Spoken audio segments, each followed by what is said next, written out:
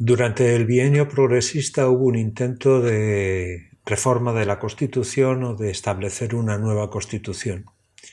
El 8 de noviembre de 1854 las Cortes se reúnen y encargó a una comisión la preparación de un borrador para una Constitución basada en un sistema monárquico con Isabel II, con soberanía nacional, libertad religiosa y 2 cámaras elegibles. El 23 de enero de 1855 se discutió el borrador y viéndose muchas diferencias entre progresistas, unionistas y demócratas. Los debates fueron muy lentos, duraron casi un año. Los mal pensados dijeron que esta lentitud fue a propósito, ya que si se aprobaba había que convocar elecciones y perderían su escaño y su mayoría, siempre que los moderados dejaran su actitud de retroaimiento. Por primera vez en estos debates habló de determinados temas como la libertad religiosa, el sufragio universal, los derechos sociales, el derecho de manifestación e incluso la sustitución de la monarquía por la república. Los puntos principales de esta nueva Constitución seguían la línea de la Constitución de 1837, con una ampliación de derechos ciudadanos, unos límites al poder real y la democratización de las Cortes. Esta Constitución nunca entraría en vigor porque el gobierno progresista de Espartero cayó y con él se puso punto y final al bienio progresista.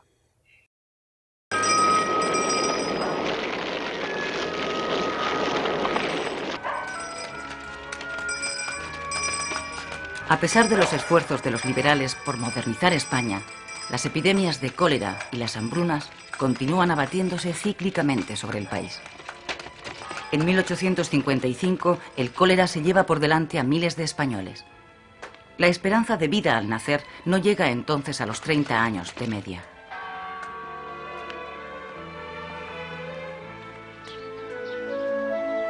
Sin embargo, la población sigue aumentando lentamente.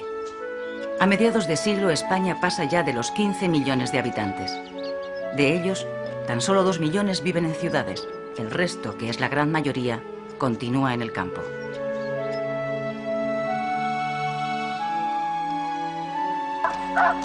Es en esta época cuando se inicia la emigración del campo a la ciudad.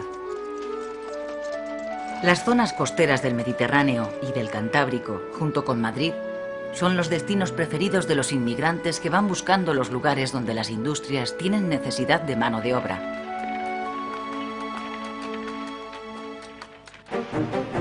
Con la creación de un mercado nacional, gracias al ferrocarril y con la aplicación del vapor a los telares mecánicos, empieza a desarrollarse en Cataluña una importante industria textil.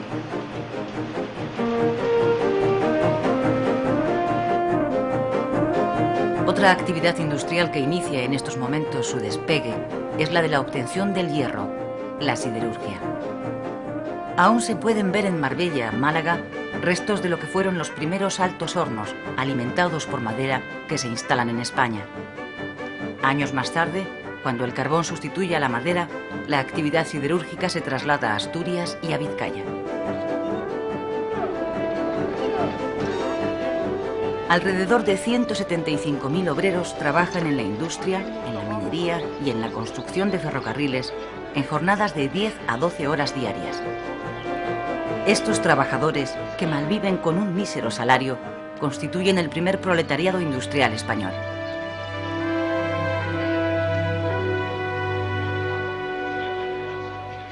En 1855 se produce en Barcelona la primera huelga general, promovida por los trabajadores textiles que reclaman libertad de asociación y una jornada laboral de 10 horas.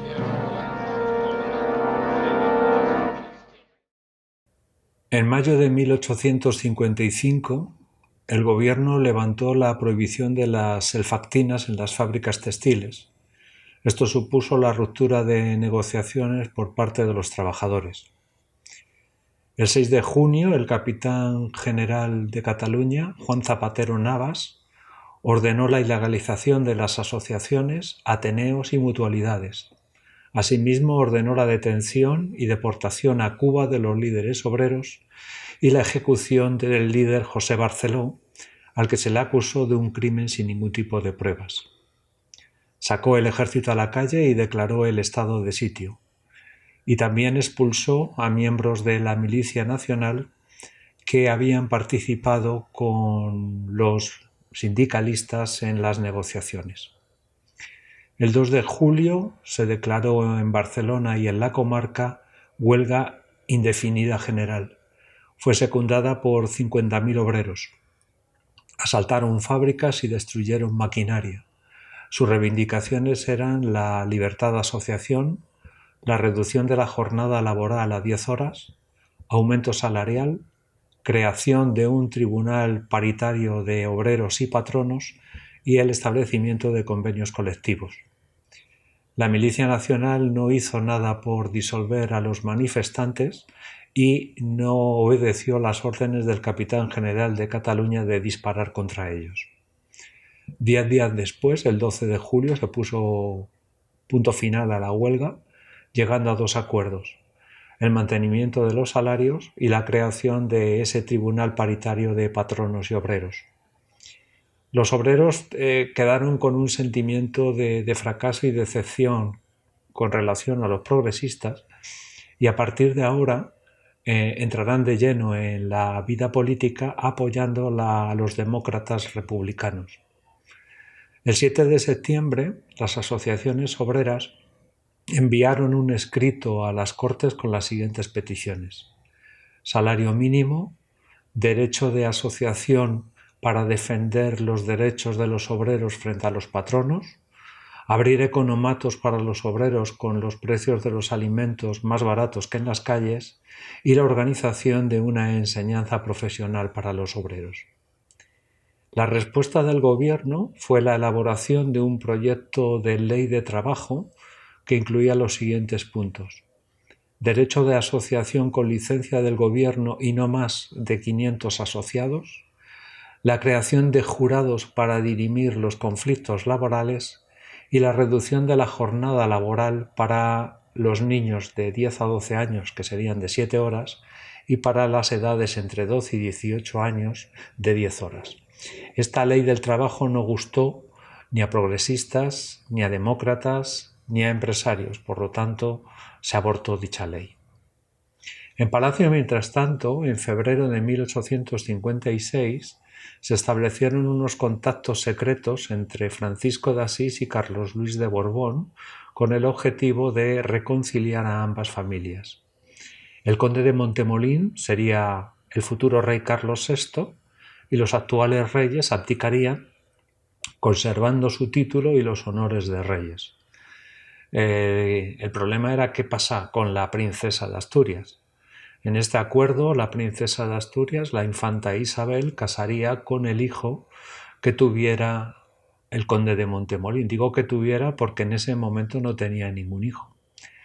En caso de que no hubiera hijos varones, la infanta se casaría con Carlos María, que era el sobrino del conde de Montemolín, y serían reyes cuando éste cumpliera los 25 años de edad. Pero ¿qué pasa si en ese transcurso de tiempo la princesa de Asturias muriera antes de casarse e Isabel II no tuviera más descendencia femenina? Pues se casaría el conde de Montemolín con la hija mayor de Luisa Fernanda. Todo este trama estaba organizada en una especie de gobierno en la sombra al que se llamó Comisión de Regia Suprema, que estaría encargada de velar por el dicho pacto. El gobierno descubrió esta trama y desterró a Sor Patrocinio, a la cual responsabilizó de todos estos tejemanejes. Al mes siguiente nace un grupo político nuevo que se llama Centro Parlamentario, que está formada por 81 diputados del ala más conservadora de los progresistas y también de los puritanos del ala más izquierdosa de los moderados. Este grupo político recibe el apoyo de 3 generales: el general Prim, el general de la Concha y el general Serrano. Este grupo se reunía clandestinamente con el objetivo de preparar los debates de Cortes. La idea del grupo era la continuación de la coalición entre Espartero y O'Donnell, con el objetivo de que se respetara la legalidad y se acabara con la anarquía que estaba viviéndose en esos momentos en el país.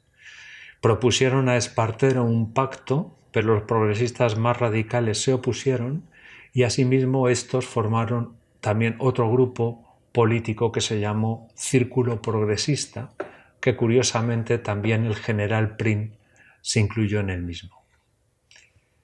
En estas vuelven los moderados. Acordaros que los moderados, desde que empezó el bienio progresista, habían tomado una actitud de retraerse de la vida política.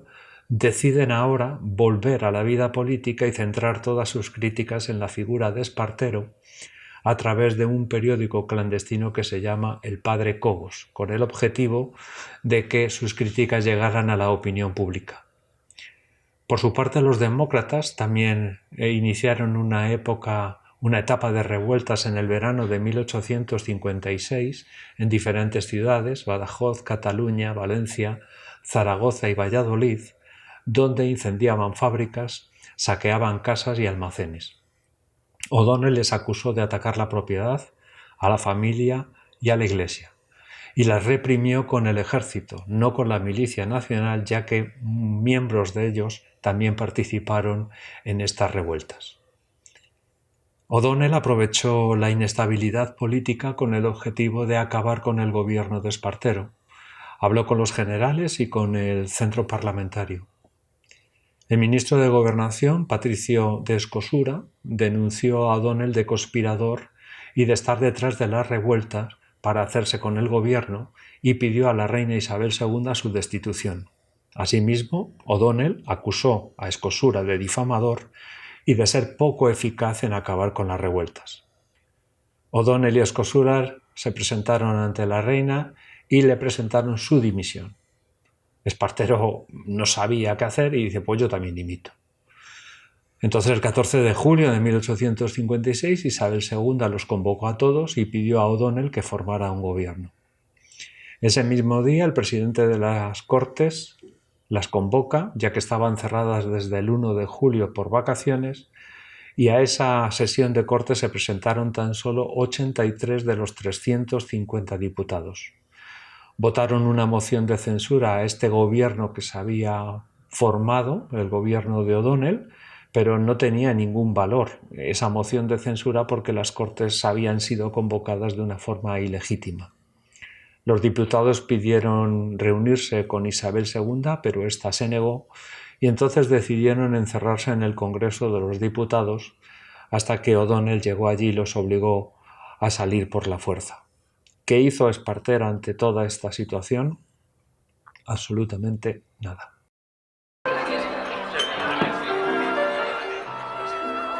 En los cafés, que siguen siendo los termómetros políticos del país, arrecian las críticas contra el gobierno y no solo por parte de la derecha. A la izquierda de los progresistas está creciendo un movimiento político cuyos adeptos no están dispuestos a que se traicione el espíritu de la revolución. Son los demócratas. ¡Por la revolución! ¡Por la revolución! ¡Brindemos! El Partido Demócrata, nacido en la década anterior de una escisión del Partido Progresista, reivindica el sufragio universal y la libertad de asociación y de conciencia. Y estoy seguro de que me permitirán. La mayor parte de sus miembros son republicanos. Su figura más conocida es la del catedrático universitario Emilio Castelar. En el verano de 1856 estalla una nueva revuelta social en varias ciudades. El gobierno progresista comete graves errores en la resolución de esos conflictos. Eso es aprovechado por el general O'Donnell, apoyado por la reina Isabel II, para dar un golpe de Estado y hacerse con el poder. Lo primero que hace O'Donnell al llegar al gobierno es disolver las Cortes, de mayoría progresista, convocar nuevas elecciones y restablecer la Constitución de 1845. El general Leopoldo O'Donnell, fundador y líder del partido centrista Unión Liberal, va a ser el nuevo hombre fuerte de los próximos años y aplicará una política de libertad y orden. Durante 10 años, su partido se alternará en el gobierno con los liberales moderados del general Narváez, dejando fuera a los progresistas. En julio de 1856, O'Donnell se hizo cargo del gobierno y estableció el estado de guerra en toda España. En una semana el ejército acabó con todos los motines y revueltas. No hubo una depuración de cargos políticos, solo los implicados en las revueltas como jefes de diputaciones y alcaldes de pueblos. El 15 de agosto se disolvió la Milicia Nacional y se sancionó a la prensa que había alentado todas las sublevaciones. El 2 de septiembre se cerraron las Cortes. En el breve gobierno de O'Donnell, que no llegó a los 3 meses de duración, se restableció la Constitución de 1845 con un acta adicional. Digo que se restableció porque acordaros que durante el bienio hubo una comisión para la elaboración de una nueva Constitución. En este gobierno de O'Donnell se restablece, como digo, la Constitución de 1845 con esta acta adicional. Esta acta adicional incluye un apartado en el cual se quitan prerrogativas a la corona para dar más autoridad a las Cortes. Por ejemplo, el rey ya no podía otorgar indultos y amnistías sin la elaboración de una ley que debería ser aprobada por las Cortes. No podría enajenar bienes de la corona sin permiso de las Cortes. Necesitaría de una ley para contraer matrimonio y sólo podría nombrar senadores cuando las Cortes estuvieran abiertas. Además de estas prerrogativas que limitaban los poderes del rey, esta acta adicional sugería una reforma electoral y una reforma de la ley de autonomía municipal. También incluyó el acta una reforma en las Cortes, por ejemplo, el estudio de la necesidad de acreditar o no una renta para ser candidato a diputado o a senador. Decía que las Cortes se deberían reunir cada 4 meses, que el criterio del Congreso prevalecería siempre sobre el criterio del Senado, y en caso de que el Congreso y el Senado no se pusieran de acuerdo sobre la ley de presupuestos, regiría la ley de presupuestos del año anterior. El ambiente era muy malo, tanto en Palacio como en el gobierno como en la calle. Se puso una nueva moción de censura al gobierno O'Donnell y hubo protestas en la calle por parte de los progresistas y de la Milicia Nacional, ya que se sentían excluidos tanto por O'Donnell como por la reina. Y llegó el día 10 de octubre de 1856 y se celebraba un baile en Palacio. Lo protocolario era que el primer baile la reina lo hiciera con el presidente del gobierno, en este caso con O'Donnell. Entonces la reina, en vez de dirigirse a O'Donnell para sacarle a bailar, decidió pedir el baile a Ramón Narváez. O'Donnell se quedó a cuadros. Lógicamente, a la salida del baile pidió su dimisión. ¿Por qué le hizo este feo Isabel II a O'Donnell? Porque Isabel II nunca perdonó a O'Donnell la revolución de la Vicalvarada y por supuesto tampoco le perdonó que hubiera reanudado la desamortización que hizo su ministro Madoz. Y este es el punto final de 2 años de gobiernos progresistas e iniciamos un nuevo periodo también de 2 años solo y exclusivamente de gobiernos moderados que va a ser conocido como el bienio moderado.